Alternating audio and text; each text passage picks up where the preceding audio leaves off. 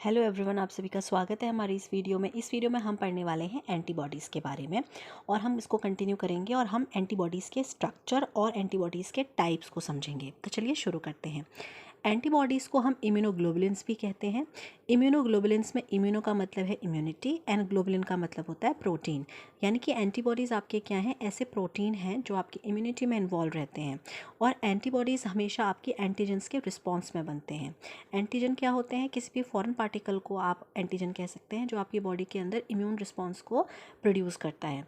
Antibodies अपने antigens के साथ बहुत स्पेसिफिक होते हैं, वो उनको रिकॉग्नाइज़ करते हैं और उनको रिकॉग्नाइज़ करने के बाद उन्हें डिस्ट्रॉय कर देते हैं। हर एक एंटीबॉडी के स्ट्रक्चर को अगर आप देखेंगे तो उसके स्ट्रक्चर में आपका दो आइडेंटिकल साइट्स होती हैं जो एंटीजन के साथ बाइंड करती हैं, जिन्हें आप एंटीजेनिक डिटर्मिनेंट्स कहते हैं। एंटीजेनिक डिटर्मिनेंट साइट्स को हम एंटीजन बाइंडिंग साइट्स भी कहते हैं। और एक एंटीबॉडी के स्ट्रक्चर में जितनी साइट्स होती हैं एंटीजन बाइंडिंग साइट्स, उनको हम एंटीबॉडीज़ की वैलेंसी कहते हैं। ज़्यादातर अगर आप ह्यूमन एंटीबॉडीज़ को देखेंगे, मैंने एक स्ट्रक्चर बना रखा है ह्यूमन एंटीबॉडी का, इसमें आपका कम से कम दो आपकी एंटीजन बाइंडिंग साइट्स होती हैं। ठीक है, इसी को आप वैलेंसी या फिर वैलेंसी ऑफ एंटीबॉडीज़ कहते हैं। तो आप देखेंगे आपके इस एंटीजन में, इस एंटीबॉडी के स्ट्रक्चर में आपके पास दो एंटीबॉडीज़ दो आपकी एंटीजन बाइंडिंग साइट्स होती हैं, ये और ये। इसीलिए आप एंटीबॉडी को क्या कहते हैं? बाईवैलेंट कहते हैं। चलिए अब हम लोग इसके स्ट्रक्चर को डिटेल में स्टडी करते हैं। आप अगर एक एंटीबॉडी के स्ट्रक्चर को देखें तो आपको दिखाई देगा इसमें दो आइडेंटिकल आपके पास, ये और ये दो आइडेंटिकल चेन ये हैं और दो आइडेंटिकल चेन ये हैं। तो टोटल आप देखेंगे आपके एंटीबॉडी के स्ट्रक्चर में चार आपकी प्रोटीन की चेन होती हैं। 1 2 3 4, देयर आर 4 आइडेंटिकल चेन्स, जिसमें से आपकी दो होती हैं हैवी चेन्स और दो होती हैं आपकी लाइट चेन्स। ठीक है, ये जो दोनों चेन्स हैं ये एक दूसरे से आपका डाइसल्फाइड ब्रिज से जुड़ी रहती हैं। यहाँ पर आप देख सकते हैं ये आपका डाइसल्फाइड ब्रिज है जो इन हैवी और लाइट चेन्स को जोड़ के रखता है। यहाँ पे हैवी और लाइट रेफर करता है मॉलिक्यूलर वेट को। ये वाली चेन जो है वो हैवी मॉलिक्यूलर वेट की है और ये वाली जो चेन है वो लाइट मॉलिक्यूलर वेट की है। आप देखेंगे ये दोनों चेन्स आपस में आपका इस तरीके से अरेंज होती है। यहाँ पर एक हिंज बनता है और नीचे को जाते जाते आपकी ये हैवी चेन एक वाई शेप जैसा स्ट्रक्चर ले लेती है। आप जो ये नीचे वाला पार्ट है, जिसे आप स्टेम भी कह सकते हैं एंटीबॉडी के स्ट्रक्चर का, ये वाला पार्ट आपका कांस्टेंट रीजन कहलाता है। आपकी जो ये आपकी लाइट चेन है, इसका भी जो ये वाला पार्ट है ये कांस्टेंट रीजन कहलाता है। और दोनों ही आपकी लाइट और हैवी चेन्स के जो ये वाले एंड्स होते हैं, एक्सपोज्ड एंड्स, ये आपके वेरिएबल रीजन कहलाते हैं, जिन्हें आप वी से रिप्रेजेंट करते हैं। तो देखिए, अगर आप एंटीबॉडी के स्ट्रक्चर को देखें तो हमने देखा कि एंटीबॉडी के स्ट्रक्चर में आपके पास टोटल 4 प्रोटीन की चेन होती हैं, जिसमें से दो आइडेंटिकल लाइट और दो आइडेंटिकल हैवी चेन होती हैं। ये दोनों ही चेन एक दूसरे के साथ डाइसल्फाइड ब्रिज से जुड़ती हैं और एक वाई शेप स्ट्रक्चर ओन कर लेती हैं। आप देखेंगे कि आपके एंटीबॉडी के स्ट्रक्चर में आपको एटलीस्ट दो एंटीजन बाइंडिंग साइट्स दिखती हैं। ठीक है, जो उसका स्टेम होता है उसको हम कॉन्स्टेंट रीजन कहते हैं। और आपका जो ये वाला पार्ट है, जो आपका ये वाला पार्ट था, ठीक है, ये जो एक्सपोज्ड पार्ट है आपके लाइट और हैवी चेन का, इनको आप वेरिएबल रीजन भी कहते हैं। अब हम बात करते हैं हमारी जो ये कांस्टेंट रीजन होता है, ये आपका 5 अलग अलग तरीके का होता है और इसी के वजह से आपका 5 अलग अलग तरीके की एंटीबॉडीज़ भी बनती हैं। ठीक है, तो हमारे पास 5 तरीके की एंटीबॉडीज़ होती हैं, जिनको आप गेम डी के शॉर्ट ट्रिक से याद कर सकते हैं। यानी कि पहली है IgG, देखिए, दूसरी है IgA, तीसरी है IgM, चौथी है IgE और लास्ट है IgD। तो गेम से याद कर सकते हैं GAME, ठीक है, और लास्ट में एक D आप याद कर लीजिए। तो आप देखेंगे कि आपके पास 5 तरीके के इम्यूनोग्लोबुलिन्स होते हैं या 5 तरीके की एंटीबॉडीज़ होती हैं। उसमें से अगर आप IgG को देखें तो IgG आपकी सीरम में पाई जाने वाली सबसे ज़्यादा अबंडेंट एंटीबॉडी होती है। टोटल एंटीबॉडीज़ का 80% आपका ये एंटीबॉडी कवर करती है। इसकी खास बात यह है कि IgG एंटीबॉडी जो है वो आपके प्लेसेंटा को क्रॉस कर जाती है और फीटस को भी इम्यूनिटी प्रोवाइड करने में मदद करती है। ये क्वेश्चन पूछा जाता है। 5 में से आपकी सिर्फ इकलौती IgG इम्यूनोग्लोबुलिन ही ऐसी है जो प्लेसेंटा को क्रॉस कर सकती है, बाकी ये कोई भी आपका प्लेसेंटा को क्रॉस नहीं कर पाते हैं। Moving on to the second immunoglobulin IgA। IgA जो है वो टोटल एंटीबॉडीज़ का 10 से 15% आपका काउंट करता है। और इसका अगर आप देखेंगे तो ये आपके म्यूकस मेम्ब्रेन्स में आपके जो सीक्रेशंस होते हैं, लोकल सीक्रेशंस, वहाँ पर आपका ये अपने को सिक्रीट करती है। और बॉडी में सबसे ज़्यादा अबंडेंट मात्रा में पाई जाने वाली एंटीबॉडी IgA है। तो कभी क्वेश्चन पूछें तो आप ध्यान से पढ़िएगा उन्होंने क्या पूछा है। अगर उन्होंने पूछा है मोस्ट अबंडेंट एंटीबॉडी इन सीरम, तो सीरम में सबसे ज़्यादा मात्रा में IgG पाई जाती है। और बॉडी में अगर देखें तो बॉडी में सबसे ज़्यादा जो अबंडेंट एंटीबॉडी है वो है IgA। बात करें IgM की, तो IgM एंटीबॉडी टोटल एंटीबॉडीज़ का 5 to 10% अकाउंट करती है। IgM का स्ट्रक्चर जो होता है वो बाकियों से बहुत डिफरेंट होता है। ये पेंटामर्स का स्ट्रक्चर होता है।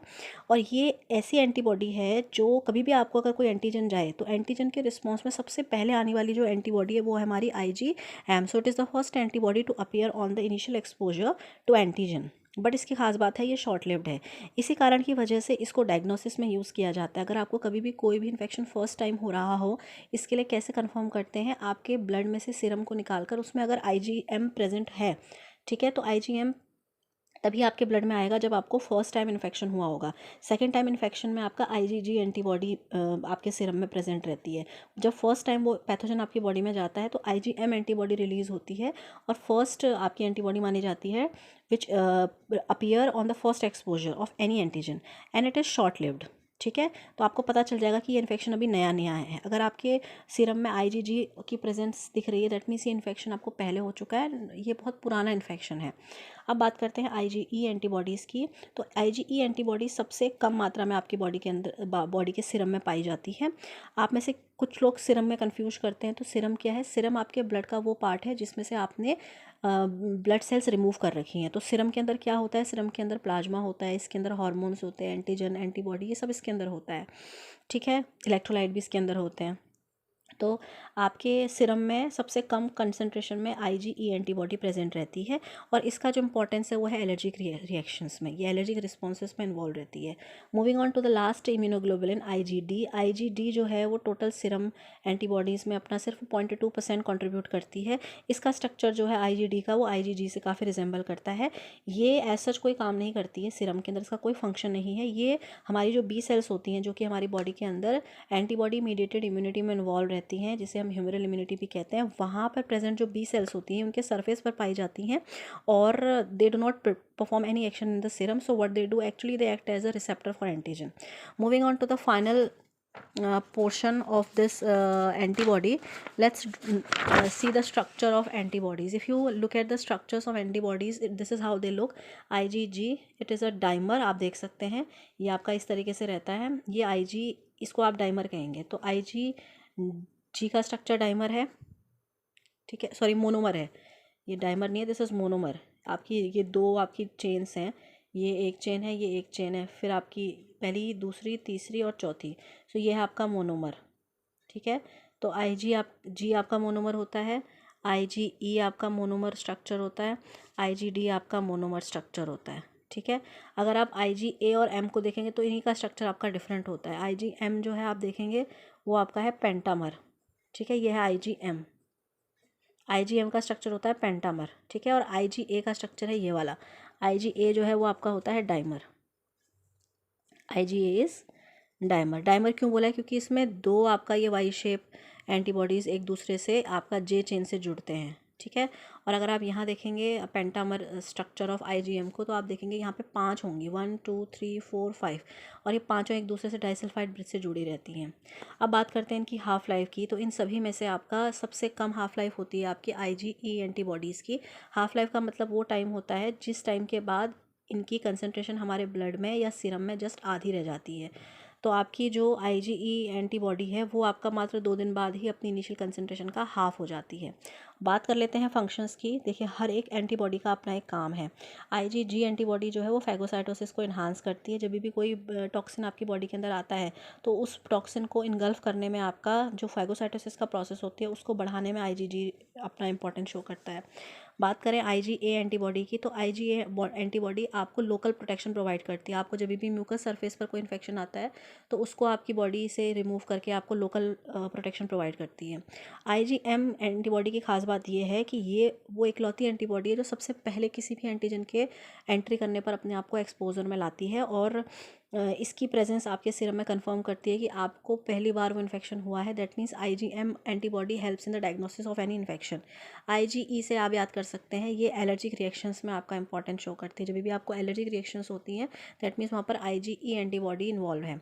Moving on to the last antibody IgD, जैसा कि मैंने बताया इसका सीरम में कोई फंक्शन नहीं है। इसका काम आपकी बॉडी के अंदर है इम्यून रिस्पॉन्स को इनिशिएट करना और एंटीजन के लिए रिसेप्टर की तरह वर्क करना। जो इंपॉर्टेंट पॉइंट एक रह जाता है वो है प्लेसेंटल ट्रांसफ़र का। इनमें से कोई भी एंटीबॉडी ऐसा नहीं है जो आपके प्लेसेंटा को क्रॉस करके बच्चे तक पहुंच सके, फीटस तक पहुंच सके और फीटस को इम्यूनाइज कर सके। सिर्फ IgG एंटीबॉडी है जो प्लेसेंटा को भी क्रॉस कर जाता है और फीटस तक पहुंचता है और फीटस को भी इम्यूनिटी प्रोवाइड करता है। तो आपको एंटीबॉडीज़ क्या होती हैं पता चल गया, एंटीबॉडीज़ के टाइप्स क्या होते हैं पता चल गया, एंटीबॉडीज़ का स्ट्रक्चर क्या होता है पता चल गया। आई होप आपको ये वीडियो इन्फॉर्मेटिव लगा होगा। If you like this content, do like, share and subscribe my channel. Thank you so much for watching it.